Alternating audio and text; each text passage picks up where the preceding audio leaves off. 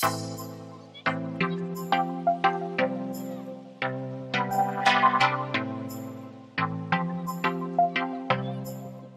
the history of the claim is that the village of Laddingford flooded a few years ago, which resulted in this particular property being inundated with water. As the groundwaters have abated, it's actually hydraulically consolidated the peat material below the property, and unfortunately the foundations have sunk with it. This has resulted in the back of the house being approximately 170mm lower now than it is at the front of the property. The previous contractors that reinstated the house reinstated it with the distortions inbuilt. The customer has been deeply unhappy that they bought a new house and that they subsequently got a property that's heavily distorted, and subsequently insurers have agreed to appoint a specialist contractor, Optera, to come in and deal with jacking the property back up and stabilising it. So our remit here for the next couple of weeks is to excavate the floors out, reduce the levels, and then install a piled raft underneath the property, install a series of hydraulic jacking equipment into the property, and actually lift the back of the house, or lift the entire house back up to its pre-existing geometry. So we're currently in the dining room at the rear of the property, and as you can see from the spirit level here, we've got distortions of about 30mm across a 1.8 metre level. When you transpose that across the entire property, we're looking at about 170mm from front to back.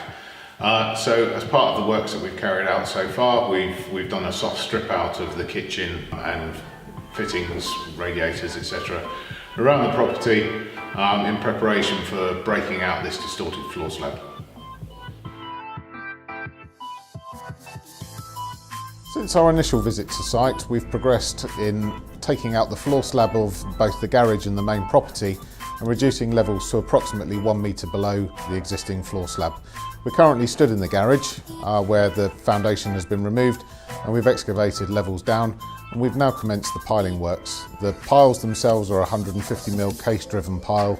The case is over this side of the garage, and this one here is being driven with the piling rig. And in essence, we have a weight within the pile tube itself, which is about 250 kilos. It's winched up on this cable here and then dropped under self-weight, which drives the pile into the ground. Each of those piles is going to approximately 6 metres in depth, where it's achieving a set, and at that point the piles are terminated. We stop and move on to the next pile. There are 23 piles to go within the garage, and hopefully by the end of this week we'll have those all driven, at which point we'll then look to excavate a further 1.5 metres out of the garage to reduce the levels down, so that we can install needle beams, concrete reinforced beams, which run across those piles underneath the foundation and give us the opportunity to jack. So we're now stood within the main property. Down this side we go down to the hallway to the front of the house. Again, all been excavated to nominally 1 metre below ground level all the way through the property. One of the biggest challenges we've had so far is the management of groundwater. The site used to be the location of a pond area as part of an old storage yard or haulage yard. As part of these works, what we found here is the remnants of the sediments from the pond underneath, and this appears to be a natural drain for groundwater within the area. So every time it rains, rainwater is actually percolating through the perpen joints of the brickwork and actually forcing its way within the property. So behind me you can see a sump which has a pump in it, and we're pumping water as it enters the property back out on a float switch and taking the water and managing it away from the property. So the sequence of events that you're watching here are the jacking of the property down in Laddingford. The bottle jacks have been installed within the brickwork, and the property has been lifted via these bottle jacks, which are connected to diaphragms to a central monitoring station and laser monitored so that the building is correctly levelled, bringing the building back to its original geometry.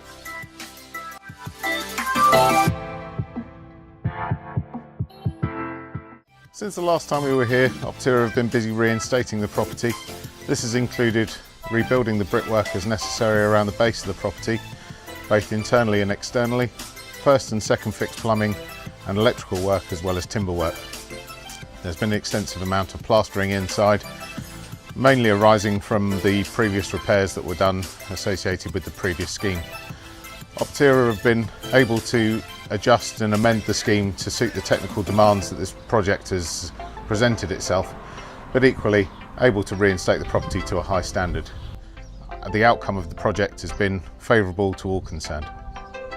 So we're in the kitchen dining room area, which is the part of the property that was lifted the most. The floor was reinstated in here and self-levelling screed placed upon the floor. The first and second fixed carpentry have been completed and the electrical works are nearly completed. The kitchen has been reinstated and the worktop is in the final throes of being completed, and the policyholder is just choosing the final finishes to their property to give them the long-lasting satisfaction with the repairs.